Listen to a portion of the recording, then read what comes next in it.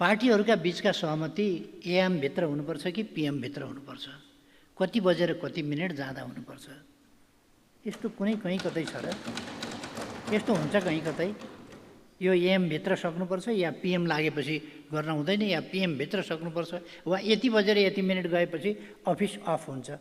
Political पार्टीहरूको office of हुँदैन, political एक्टिभिटीको office of हुँदैन, घडीको अफिस पनि अफ हुँदैन, समयको गति पनि अफ हुँदैन। त्यसकारण यो समय गतिशील समय छ। त्यति बेला थकाइ लागेकाहरू सुत्छन्, दिउँसो पनि सुत्छन् नि, थकाइ नलागेकाहरू बस्छन्, काम पनि गर्छन्, लेखकहरू बस्छन्, चिन्तकहरू बस्छन्, अरू पनि बस्छन्, विचार विमर्श गर्नेहरू पनि बस्छन्। त्यसकारण यस्तो सानोतिनो कुराहरूमा टाउको दुखाएर समय खेर फाल्नु म कुनै आवश्यकता देख्दिनँ। आम नेपाली नागरिकले थाहा पाउँदा विद्रोह गर्ने कुराहरू पनि समाजमा छन् र भनेर हिजो त भनिसकेँ त मैले, त्यसपछि त मैले बुझाउनु भएको छ प्रश्न। हिजो मैले भनिसकेँ के छन्, 7वटा जवाब मैले त भनिसकेँ। बुदामा के छ त 7वटा बुदामा? सबै देशका लागि, जनताका लागि, जनताको हितमा।